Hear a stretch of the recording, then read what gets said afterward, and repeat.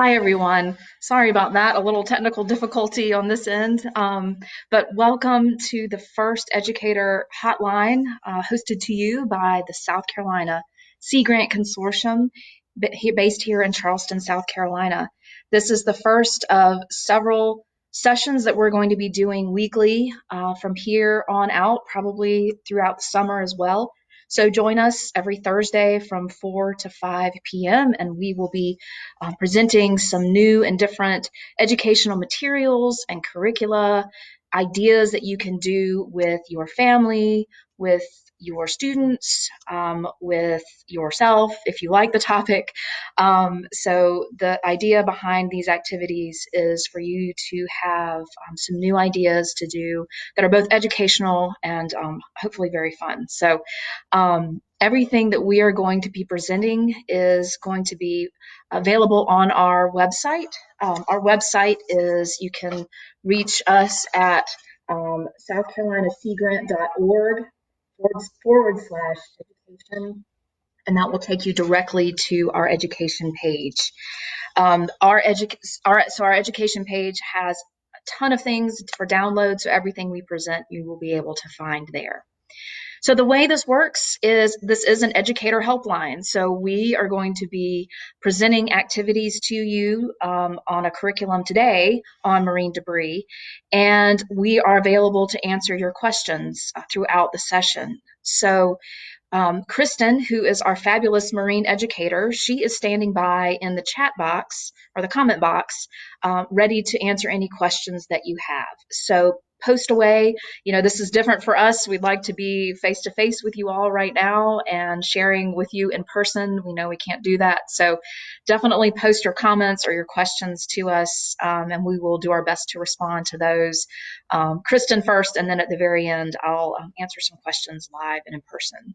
So you do not have to stay for the whole hour. If you're just joining us, we will be hosting this live session from 4 to 5 p.m. Today. The video will be archived on our Facebook page and then also posted to our website. So you can access this anytime. If you miss the session or any following sessions, that is perfectly fine. So also feel free to pop off and pop back on. We'd love for you to stay for the whole hour, but understand that if you get a phone call or you've got something else that comes up, you might not be able to hang out with us for the whole hour, and that's completely fine. So sit back and enjoy. We are going to kick it off with a topic that is near and dear to my heart, and I'm sure many of yours. It's the topic of marine debris. Now, marine debris is and continues to be a persistent problem. Today, we're going to talk about 4 activities that are found in our Educator's Guide to Marine Debris. This guide is available on our website. And again, our website is found right here, www.southcarolinaseagrant.org/education. And so this guide is free for you to download. We're going to be featuring 4 activities today, but there are plenty more in this guide. This guide was published back in 2007. Now, why are we presenting on something that is 13 years old? Well, because these activities are really fun. Personally, I think they're a lot of fun. They're very easy to do. There's fact pages all throughout. So right before an activity, you can get a fact page that will tell you something a little bit about a state that's in the Southeast or in the Gulf of Mexico, how they're dealing with a certain marine debris issue. So there's some reading involved. And then the activities pull in things like science, and they pull in things like engineering. They also pull in a lot of math skills. So you get that interdisciplinary component within this curriculum guide. So the other reason is that, unfortunately, the topic of marine debris hasn't gotten old. It's still very much a persistent problem that we're facing today. Now, not to be doom and gloom, because I don't believe in being all sourpuss about these topics. It is a real issue, but there's some really great things that are going on and very encouraging things that are happening now with education, with outreach, and with stewardship efforts to actually try to tackle the issue with marine debris. So while I'm going through activities, I'm going to try to end on a positive note, but we're going to talk about some impacts and then end on what you can do. Okay. This guide is it's available for download. If you're just joining us, this guide is available for download on our Sea Grant Education site. It's geared more for the elementary and middle school levels, but that being said, the concepts can be scaled up to older grades. So when you're flipping through the guide and you have an older child or an older student, some of the topics can be scaled up. There's some role-playing activities in here. There are activities where you need to research and create your own law. So there are other activities in there that can be for older students. So really excited to present this to you all today. And without further ado, we are going to get started with 4 activities that I'm going to highlight. Each activity is going to last about 10 minutes. So when I start an activity and you think, well, that activity's not for me, you can always join back in about 10 minutes to see what new activity we've started. The 4 activities that we are going to focus on. So if you happen to have a guide in front of you or are looking online, this is just a reference for you. But the first activity we're going to do is called The Ties That Bind, and you can find that on pages 20 and 21. This activity, there are actually 2 mini activities that tie together, pun intended, and there are 2 little mini activities that go with this overarching theme. And the topic of this activity is talking about entanglement. So marine debris and when it entangles our wildlife. Okay, so that's the first activity we're going to start off with. The second activity is one called Eating Plastic is a Deadly Meal, and you'll find this on pages 7 and 8. This activity is great for talking about another impact, which is ingestion of marine debris. So what happens when an animal mistakes something for food and how that can impact that animal over time. Okay. This one's also great because it pulls in some math. So if you're looking for an activity that's not only hands-on, but it also pulls in math, this is a great activity here. The third activity we're going to do is very much math focused. This one's called Calculate Marine Debris on Land and Sea, and this one is found on pages 35 and 36. This activity is heavy on the math.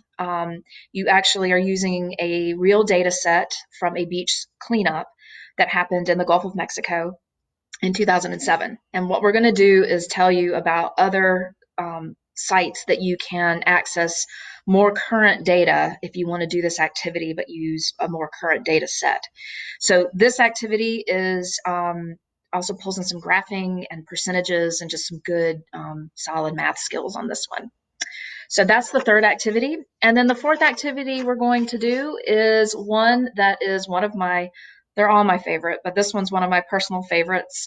This one is called Crinkle Can Fish. This was originally developed by the South Carolina Department of Natural Resources and was adapted to our curriculum guide, but it pulls in art. And also it talks about stewardship of some items that we can recycle, but we can also use as an art project to learn. So this one's a lot of fun. It's found on page 34. Now, one last thing before I get started on our first activity. All of our activities should use household items, very easy items that you might have lying around your house. And if you don't, you can sub it out for something that is closely aligned to that. So if you're going through the activity and if I mention a supply that you don't have, don't worry. We can certainly help you figure out an adjustment to that. The idea is that you don't spend money, you don't leave your house, you learn something, you have some fun. So those 4 things we want you to walk away with today and in the future with our future sessions. So I'm going to step around the table behind me. I am all set up for some of our activities here. And so if you'll excuse me, I'm going to walk around to the back of the table. I'll be coming back and forth a little bit throughout the hour just to get up close and personal to you. So the first activity that we're going to do, if you're just joining us, the first activity we're going to do is out of the Educator's Guide to Marine Debris, which is found on our website. This activity is designed to talk about the impacts of marine debris as it relates to entanglement. So if you think about, imagine yourself as either a bird or a whale or a dolphin, and when they get entangled in something like rope or monofilament fishing line or any other type of debris that they can get wrapped around their fins or their necks or their mouths, they have a more difficult time getting that off. And that is because we have two hands, we have fingers, we're able to have a lot of dexterity with our hands. And so we're able to, if we get tangled up, we're able to get ourselves disentangled fairly easily. And that's not the case for a lot of wildlife. So this activity is just a little bit of a warm up to get kids thinking about what it might feel like if they got entangled as a bird or a dolphin or some animal that doesn't have the dexterity that we do with our body. So what you're going to need for this activity is one rubber band per person in your group and a timekeeping device such as a smartphone, a watch, or you can just count. So it's not a deal breaker if you don't have that. So once you have your rubber band, I'm going to come up a little bit closer to show you. So once you have your rubber band, a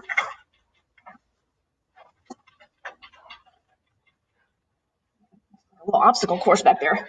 Once you have your rubber band, okay.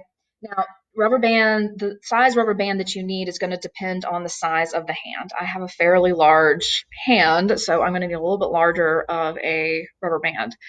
So, but the idea is that you don't cut off your blood circulation as you do this activity. So when I'm explaining it, if you put the rubber band on your hand is turning blue before we start the activity, you need to find a bigger size, okay?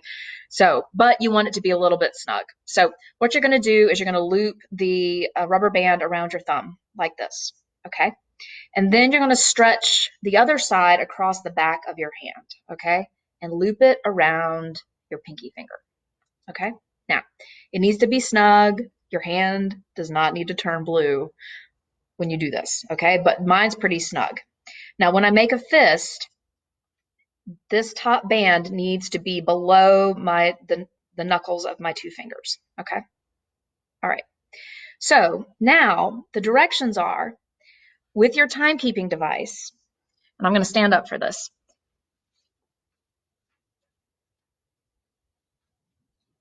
With your timekeeping device, now that I have my hand now that I'm entangled with, my marine debris on my hand, that's what this is supposed to represent. I want you to imagine that you are a bird, okay? And I want you to imagine that you have now gotten your wing tangled up in a piece of fishing line, okay? Now, your other wing can't help you, all right? So you need to put your other wing behind your back because it's not going to help you at all right? Now, and it's so tangled in a way that you just, you just got to try to get it off of your wing by yourself. So the challenge is in the next 10 seconds, I want you to try to get the rubber band off your hand. Now, you can't use your other hand. You can't use the side of the desk. You can't use your partner or your brother or your sister over here. But I want you to try to take off that rubber band just using your hand.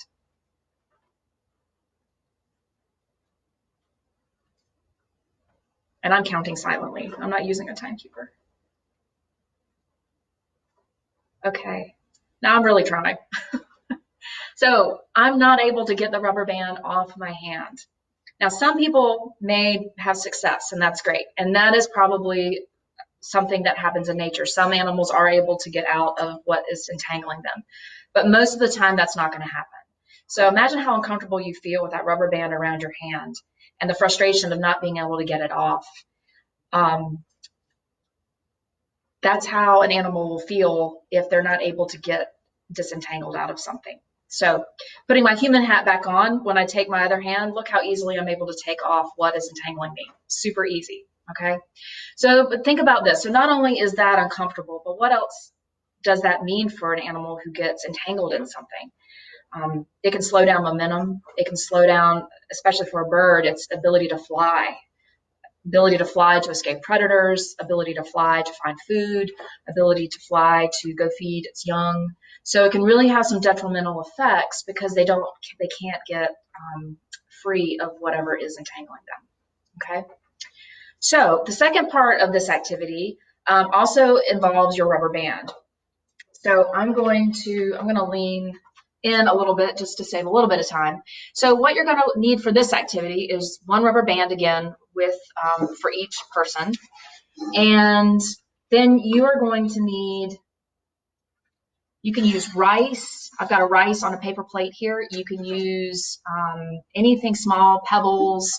You can use jelly beans from that Easter candy. You can use anything like that. That's perfectly fine. But the idea is that something that's fairly small, you can put it onto a plate. And I usually put maybe about a half a cup to a cup onto that plate.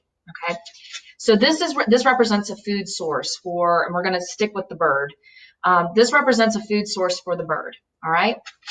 The other thing that you need is a separate plate or a cup of some sort. This represents the stomach, okay, of your bird. So we are going to pretend to be a bird, and I want you to make a beak, and you're going to take your fist and then stick out your first two fingers and your thumb, and you're going to make a beak. Pretty easy, right? Everybody looks like a bird, cheeping away. Right. So in 10 seconds, again, using that timekeeper, I want you to see how much food you can use just with your beak and put it into your stomach, all right? So in 10 seconds, okay?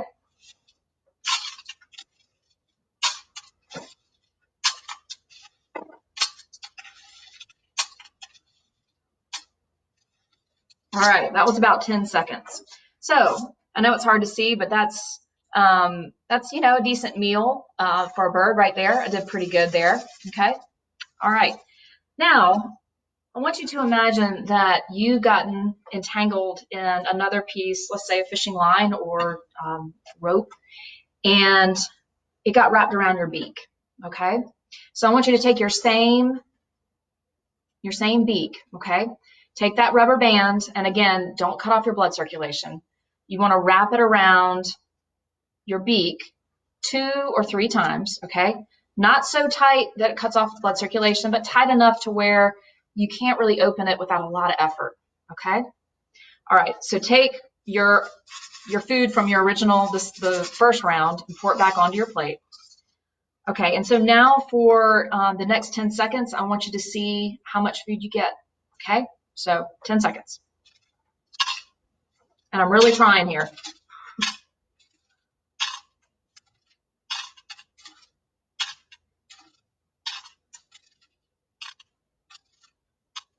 All right, that was about 10 seconds.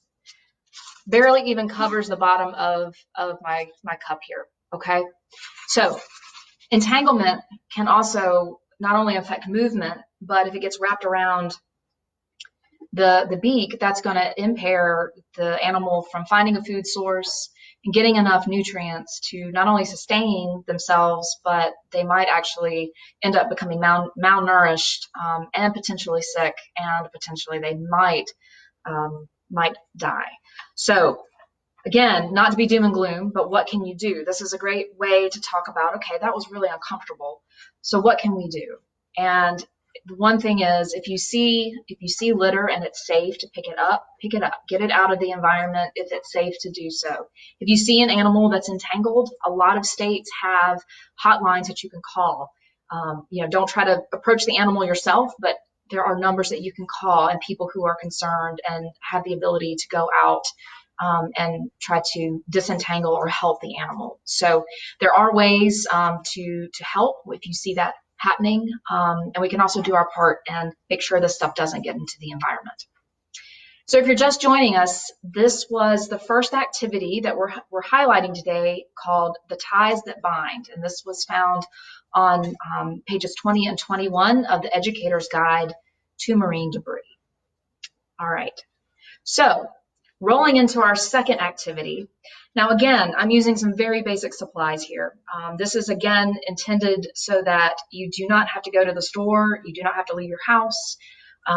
You can hopefully just find something like this around your house. If you don't have rice, again, you can use pebbles, buttons. It doesn't have to be food, but something small enough to do that activity. Okay, so rolling into the next activity. So we talked about trying to get a food source. So not only was this activity, the ties that bind, showing you that when that entanglement happens around the beak, that can be a problem for getting enough food. What if that's not the problem, but it's what you're ingesting? What if your food source has stuff that you shouldn't be eating in the first place? So this next activity is called Eating Plastic as a Deadly Meal. And this activity is found on pages 7 and 8 of the Educator's Guide to Marine Debris. And again, we're going to use some of the same supplies, okay? So I've made a little bit of a modification here on this activity, and I'll tell you what that is. But you're basically going to use some of the same supplies that we did for the last activity. You're going to need rice, about a cup, or some item of that same size. Again, you can use jelly beans. It's Easter time. If you have candy, hard candy like Nerds, anything that you have, you can use. And again, it doesn't have to be edible. Okay, so you're going to need a cup of that, and I'm going to use my same plate from the last activity. But this is about a cup again of rice. Okay, and then what I've made up over here is it's another cup of food that I put out on the table. But on this, it's rice, but I also have put a bunch of marine debris in there. I've cut up a bunch of straws, plastic bags, wrappers, paper, all sorts of marine debris, smaller marine debris pieces. And I've mixed that in with my rice, okay? Now, you can do the same thing. Whatever you find in your house that you can use as marine debris, that is perfectly fine. Again, do not leave your house to go find the same exact things that I'm using. You can use what you have around the house. And if you don't have trash, that's great. You can use something else that represents marine debris in this activity. So just be creative with this. And if you have any questions, let us know. We are happy to give you some suggestions on that. Okay. So for this activity, again, this is found on pages 7 and 8 of the Educator's Guide to Marine Debris. What you're going to do, again, you're going to have your two sources of food here, one without any sort of marine debris, one with some marine debris in here. Okay. Now, what I also have is I have my stomachs again here. Okay. So I am going to put a stomach next to each of my food stations here. Okay. And then I have a beak. Now, the reason I have two is just because I have 2 plates of food here. You can do this as a group. So if you have a bunch of students around, you can group them around each plate, have one person be the timekeeper, one person actually doing the activity, and one person writing down the data. So if you have more than one person, that's fine. If you have one person, they can do everything by themselves as they go through this. So you could easily adapt this to a larger group size or just one-on-one. Okay. So the way this is going to work is I'm going to, again, imagine that I'm going to stick with a bird just for consistency. So I'm a bird. I'm not entangled. I'm hungry. I'm flying around. I'm really hungry, and I want to get something to eat. So this is my beak. And so in the next 10 seconds, I found some delicious food, and I am going to eat for about 10 seconds, and I'm going to get full. Okay. So again, timing. And I'm going to put it into my stomach here.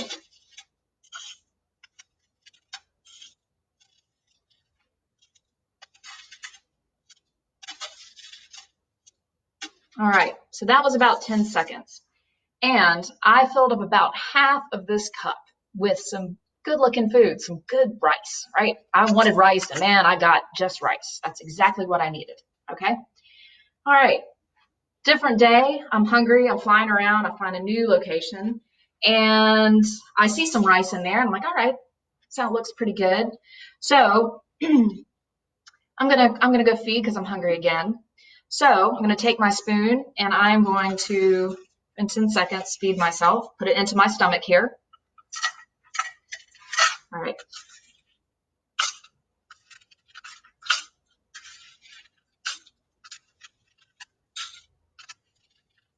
Okay.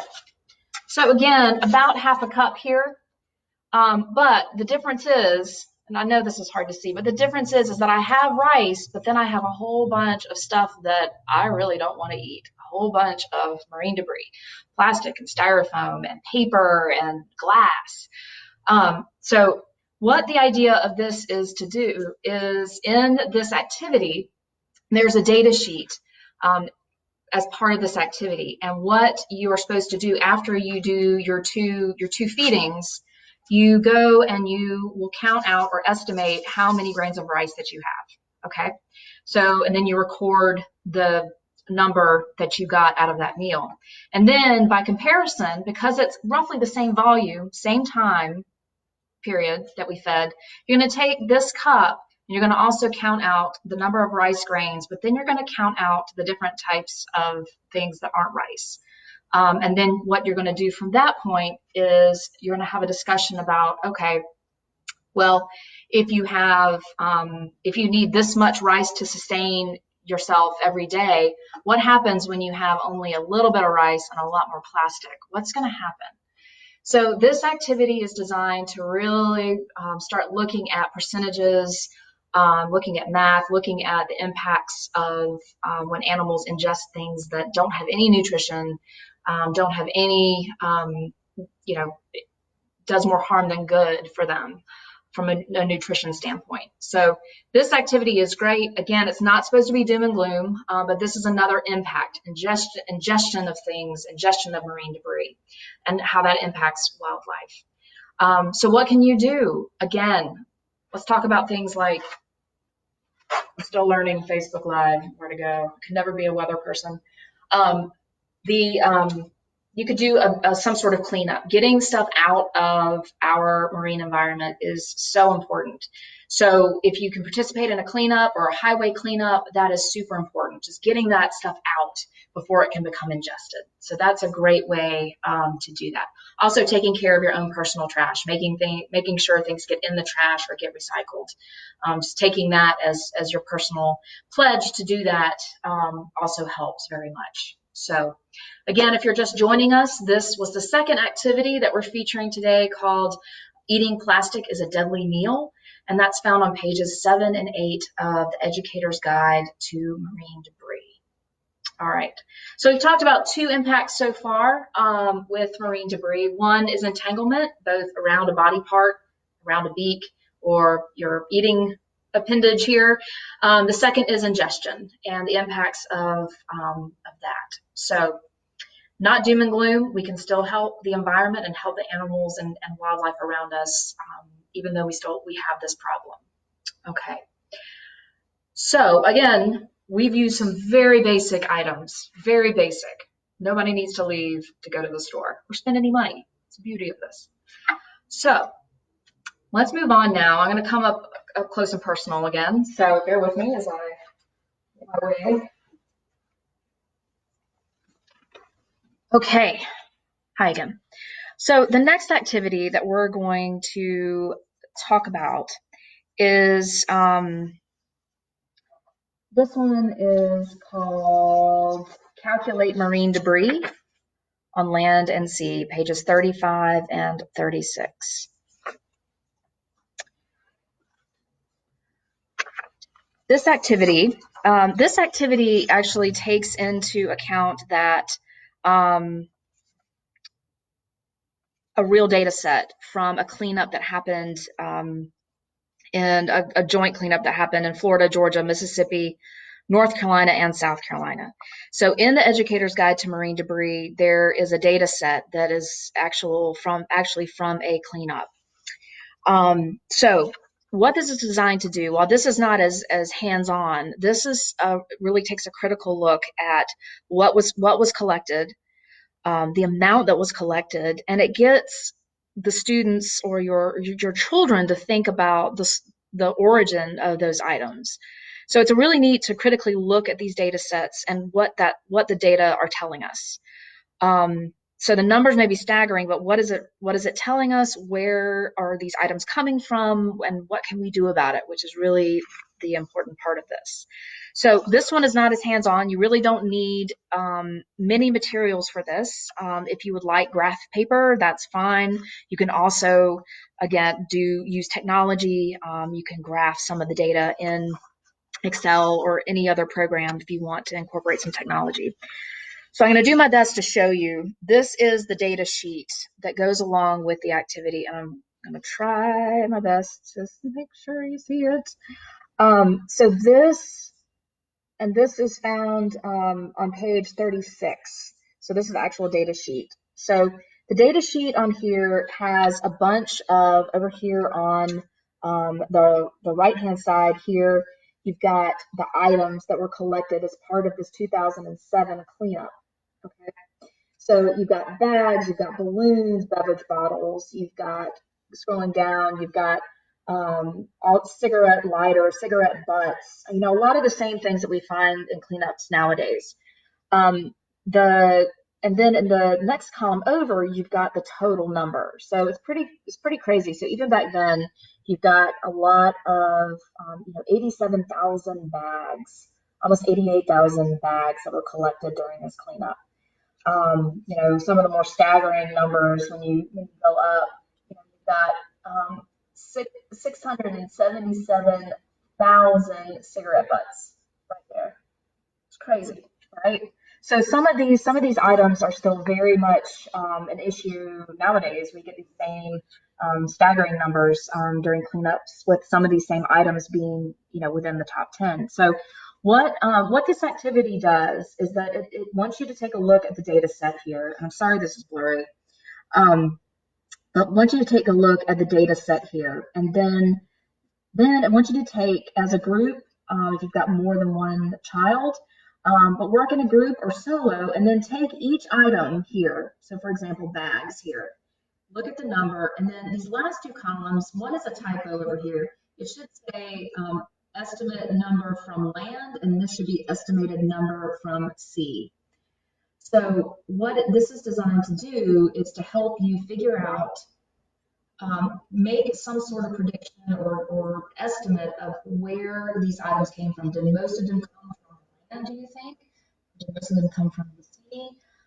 What is your interpretation of this? Now, some things seem pretty obvious that they came from land, right? So when you're looking at something like, balloons, more than likely, most of those are probably going to come from land, right? But then if you get down and you go down and you start talking about things like fishing line and fishing lures, well, maybe some of those are coming from a boat. So you just want to critically look at where some of these items come from. Okay, so I know you can't really see the data sheet so well here, but that's an explanation of what that data sheet's designed to do. And so then the next step is to really have the students look at what are the top 10 items on that data sheet. What are the top 10 items out of all the items that were collected? Okay, so first of all, you look and you make a guess as percentages of where you think these items came from. You have a discussion about that. Why do we have so many balloons? What are the sources of that? What about plastic wrappers and cigarette butts? Have a conversation about that. Have a conversation about the origin. Does marine debris stay in one place? Just because you find 10 balloons on a beach doesn't mean that beach did they come from that beach, or did they travel by land or by air and land there? So you can have a really good conversation about the origin of marine debris. Then look at your top 10 items and talk about, why those are such big numbers, and what can you do about it. So one of the top items, comes as no surprise, are cigarette butts. Cigarette butts came in at 677,000 in 2007. Okay, just one one cleanup among this region. So, what can be done? Have your students talk about a potential, action plan. What can they do? What's being done? What's being done in their community already, to kind of help with this. So there's a lot of really good discussion that you can have, and it just goes to show that you have a data set, and really critically looking at what those data are telling you. There's a lot that's being told here, and good discussion on what can be done and why is it a problem and what can we do about it. This data is collected for things like this. Data are collected so that we can have conversations about what we can do about this problem. So this, again, is math heavy. So you're going to look at percentages, get percentages from land and from sea. How many do you think for every item? You can graph this based on, what your children think.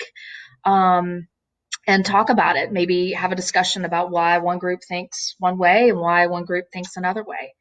Now, this is 2007 data. You can use this right out of the manual. That's completely fine. But if you want to access more current data, you can do the same activity, but use current data. You can visit behind me on our website.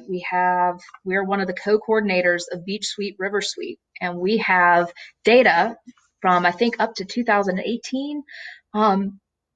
Currently on our website. So you can access Beach Sweep, River Sweep data that's more current than 2007 and do the same thing. And it would be really interesting to look at what was collected in 2007 and compare it to the numbers and percentages that we are seeing today. Has it changed? Are we seeing less cigarette butts, or pretty much the same? Is cigarette butts still number one in 2018 for the number? As the number one item that's being collected. So you can have some discussions about that and look at data sets that are current. So take a look at our website, go to Beach Sweep, River Sweep, and you can download very easily data there, and beyond it, and previous years from 2018 as well. I think 2019 will be posted sometime in the next couple of months if it hasn't been already. So just take a look. Data tells a great story, and you can have a lot of really great conversations around that. It's interesting to see how different people interpret different data sets. So I love good conversation about why people think what they do, and it's always very interesting to hear how and why people interpret a data set. So that one pulls in a lot more math, more critical thinking, more discussion, and it starts the conversation about stewardship. That's one of the things. We have marine debris as a problem, but one of the things that doesn't need to get lost is the fact that we've got some really great energy and ideas and effort going on to help combat it. So it starts with things like this. This gives us a footing to have these conversations, data like this. So this activity, not as hands-on, but definitely a good conversation starter. This, again, if you're just joining us, this is the Calculate Marine Debris on Land and Sea on pages 35 and 36 of the Educator's Guide to Marine Debris. Excellent. Okay. Moving on to our last activity. This activity is crinkle canfish. This is one of my favorite activities to do, and I'm not an artist. I'm a terrible, terrible artist. So one of the benefits of doing this remotely is that I can't hear you laughing at my terrible art project I'm about to show you. So my feelings won't get hurt. But I'm terrible. But I love this activity because it pulls in art, but it also pulls in a stewardship component, because you're using an item that you can either recycle. You can recycle it to a center, but you can also recycle it for this art project. So you're keeping it out of our waterways by doing this project. So again, this activity was originally developed by the South Carolina Department of Natural Resources, and we adapted it for our curriculum. So I have to give a nod to the DNR for the great idea for this activity. So this activity does take a little bit more supplies. but you can adapt based on what you have. So I'm going to go through how it's written up and how it's done. You can adapt this what you have on hand. Do not go to the store. It is not worth it. Just adapt it as you can. And if you have questions, let us know. We can certainly help you with that. So I'm going to see if you can see behind me. Okay. This activity takes a few more items. So one item you're going to need per person is going to be a beverage can, an aluminum can that you have. You need to rinse it out, make sure it's dry for this activity. Okay. Then you are going to need, now most people probably don't have these lying around the house, and I totally get that, but the way this activity is written is to have an assortment of fake flowers. Okay, so fake flowers that are cut up. So you're going to want to take your scissors and cut off the petals like this. You can discard the stems, but you can keep the leaves as well. So keep the leaves, keep the petals, and you can discard the actual stems themselves. Okay, if you don't have fake flowers, you can use leaves. You can use cloth. You can cut out shapes and on construction paper and color. It's fine. So don't go to the store. Okay. So fake flowers. Some type of glue. So super glue, tacky glue, something like that. You're going to need Elmer's glue or something like that works fine. But you need something a little bit stronger, like super glue. Don't use a glue stick. Use the real thing here. You'll need, so fun. You're going to need some little googly eyes. I mean, who doesn't love these things, right? So little googly eyes. 2 per can, but you can get crazy with your design and put as many eyeballs as you want to on your fish. And then the rest of it is really, one major thing, I almost forgot. You're going to need spray paint. So it can be any color. I just grabbed what I had on hand, but it can be green, it can be metallic, it can be yellow, it can be teal, it can be any color that you have on hand. So spray paint. Okay. And then you can get the rest of it. You can be as creative as you want. You can have little sparkly stickers or sequins that you can glue on. And all this will make more sense once I show you the design. But you can be as creative as you want. But the basic things that you need are aluminum can, spray paint, googly eyes, and some sort of either fake flower or cutout of about the size of a petal of a fake flower. So I know this makes no sense because you haven't seen what I'm going to do. So I'm going to take this stepwise through. It's going to be like a mock cooking show, where they're cooking, but they're not. They're going to show you the different steps along the way. That's what this is going to be like. Okay. So I'm going to jump ahead. So first things first. Oops, turn that around. So you've got your beverage can here. And what you're going to want to do is you're going to want to bend it. You're going to want to make your fish shape. Okay. So what you're going to want to do is turn it so that you're going to bend one end so that it is facing out. Okay. And it doesn't matter which one, facing out, and then the other side facing you. So I've got the flat end facing me, the one with the pull tab facing out. Doesn't matter which way. Now, you're not going to be able to see this, but I'm going to flatten it by standing on it, okay? Because I want this flat, all right? So when I'm done, I'm going to show you. So don't go away.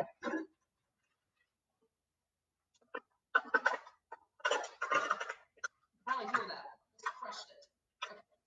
So when I've crushed it, I now have, this is going to be the front of my fish. This is actually the mouth of the fish. And this is going to be the back side of the fish. Now, if you mess up and decorate this side, that's fine. But this is intended to be the mouth of the fish. So it's basically, you're looking at it from its side, but it's looking at you like this. It's swimming this way. So front part, the mouth, and then that's the back side. Okay. So now that you've got your flattened beverage can, Want to spray paint it. Now, this is going to take maybe an extra 15 to 30 minutes because you're going to want to spray both sides. Okay. I use the color teal. So, and I obviously didn't dry mine very well before I spray painted it. But so you're going to want to spray paint both sides, whatever color you choose. You could do two colors. It doesn't matter. So I did all teal on both sides. Okay. So teal on both sides, right? Okay. So, all right. So make sure it's good and dry because you're going to want to attach items to your fish. Okay. So to make this crumpled up piece of can actually look like something, you're going to put on your googly eyes because then now you're going to have a frame of reference. Okay. So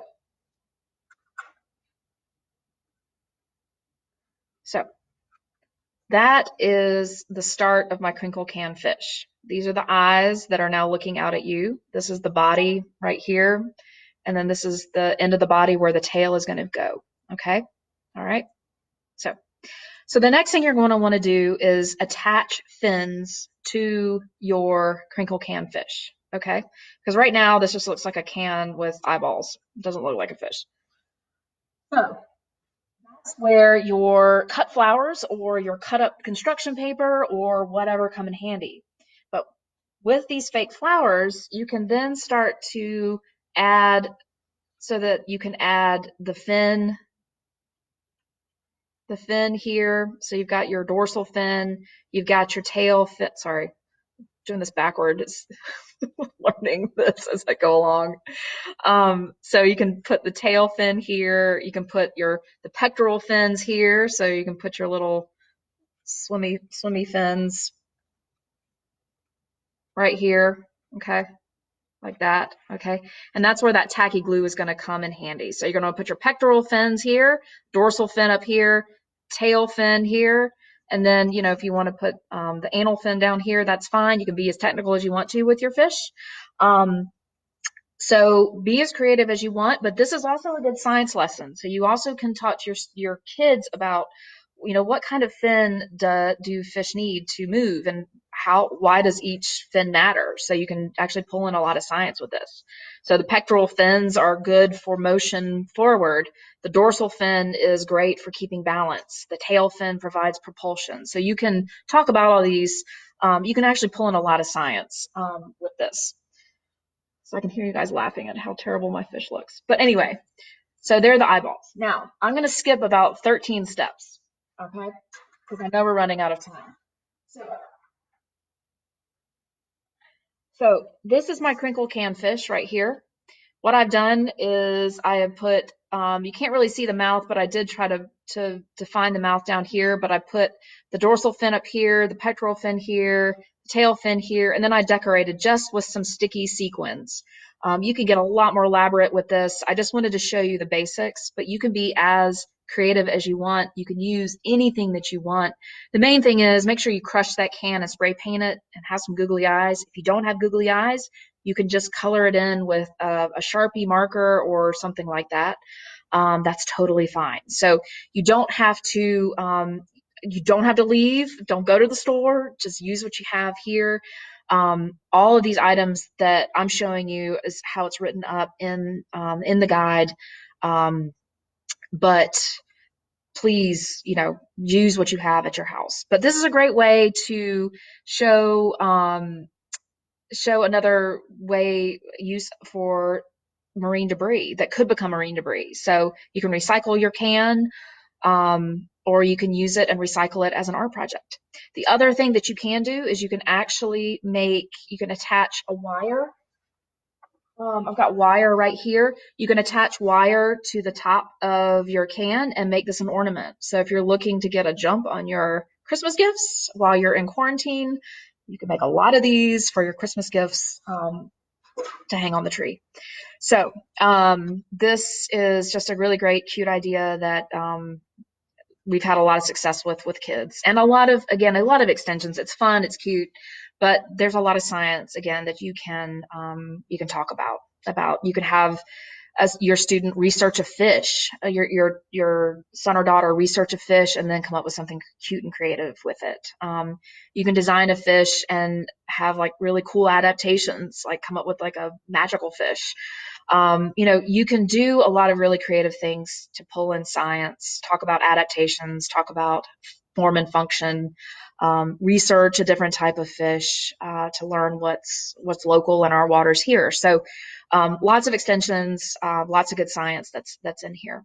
So crinkle can fish, this is found on page 35, sit for 35, 34 of the Educator's Guide to Marine Debris.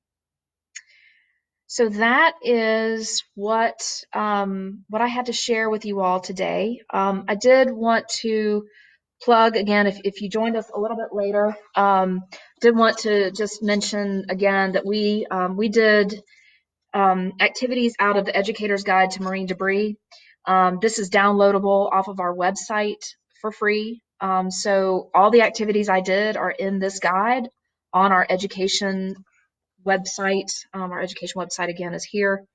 So that will take you directly to our education page where you can download this and a lot of other items as well. The so the guide is, again, it's geared more for elementary and middle school, but concepts can be scaled up quite a bit to older students as well as adults. So the issue of marine debris knows no boundaries from grade level or age or demographic. It touches us all. So it's a really great topic to learn about and have some fun with as you make your crinkle can fish. I would love to see if anyone who's listening does it, I'd love to see a picture of what you come up with. I'm sure hands down it will be better than mine, but I'd love to see your creativity with it, and we'll even post it on our website. So give you a shout out. So for the remaining few minutes, I had a couple questions that were sent to me, and I wanted to just read out a question I received. And the question's a really great one, and it's, are there any ways that we can help reduce marine debris while we're in quarantine? And that's a great question. It's a little bit difficult now to actively go clean up the beach or to participate in some of these community-based efforts. So I would say, just as your person, make sure that you're recycling. We still have recycling services going on, so make sure you're recycling your own personal stuff right now. Also, since most of us are taking lots of walks, lots and lots of walks right now through our neighborhoods, even though it's nothing formalized, and if it's safe to do so, you can also try to pick up a piece of trash on your way home. You don't have to pick up all of it, but if you want to pick up one or two items, that's one or two items that gets out of our waterway, or potentially out of our waterways. So you can do that. That's a really good start. And you can also be thinking about, while you've got time, looking towards the future. Where are there things that your classmates next year, or even over the summer, any youth group you're involved in, are there any types of cleanups, or adopt a stream, or adopt a highway, or any sort of organization like that you might want to get involved with? So you can do kind of some front end research on what's out there and available. And once we're out of quarantine, you might want to join up and become part of an effort like that. So there are lots of great organizations here. I know definitely in Charleston, and I'm sure where you are, there are efforts as well. So those are just some things that you can do right now. That's a great question. So thank you for that.